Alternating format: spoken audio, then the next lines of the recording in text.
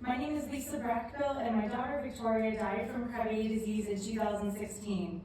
I can assure you that I speak today from more than just the parental perspective. I know the science, I know the data, and that has informed what I will say today. One of the greatest lessons I have learned in recent years is the concept of listening to understand. I have learned to approach different perspectives with humility, a willingness to be wrong, and an acknowledgement that others know more than me about some things. I assumed that membership on this committee meant a commitment to open-mindedness, to science, and to acknowledging that others know more about certain conditions than members of the committee do, which is why nomination packages containing hundreds of pages of evidence are required. As I watched the proceedings on February 9th, I listened with the hope that justice would finally be served, and with faith that the system would work properly, and that's not what happened.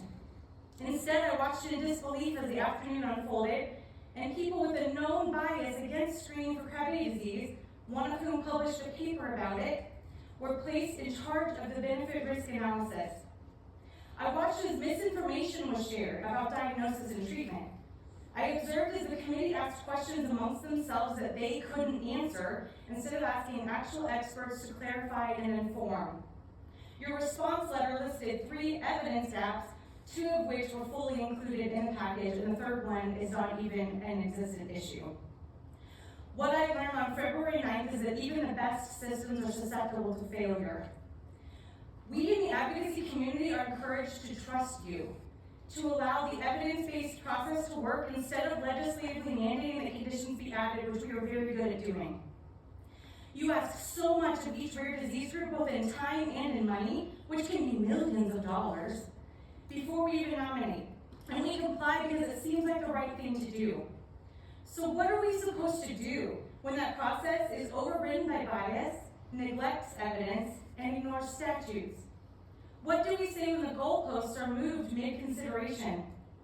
What are we supposed to do when the parental perspective is completely ignored? One of the most frustrating things I heard that day was that treatment was too risky because of a 10% chance of mortality, which isn't even an accurate number per published data, it's actually 5%. For Krabbe, MLD, and other rare diseases, the alternative is a 100% chance of death. Most importantly, it's not your job to decide for parents whether or not it's worth that risk. It's the parents' choice whether or not they take that risk. You decided on February 9th that parents can't handle this decision with Krabbe disease and robbed them of the opportunity to try, and that is an experience I have lived that I would wish on no one. You met Lily's mom earlier. Her parents had no regrets about transplant. Ezra's parents had no regrets. Emmeline, Ty, Reagan, Gina, Michael, Owen, Grayson, Arthur, Cloud, AJ, Nico, DJ, David, Joshua, Jackson, Faith, Deegan, Zoe, William, Jeremy, Elmer, Laura, Gervais, Jasper, Scarlett, Lexi, Ashley Bell, and so many others. Their parents do not regret transplant. They are grateful that they had the choice, though many of them had to lose a child to save one. This is not an exhaustive list of names, and it's certainly a shorter list than it should be. My daughter's name should be on that list, along with hundreds of others who have suffered needlessly. It should have been our decision, our story to write, but a lack of newborn screening for Krabbe disease wrote our story for us. I am grateful that most of you have not lived the nightmare of child loss.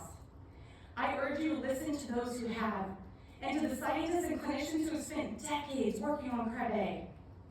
For the sake of the Krabbe disease community, and for all the rare diseases that will follow in hoping to see their condition added to the RUSP, I ask that you genuinely consider what I have said today.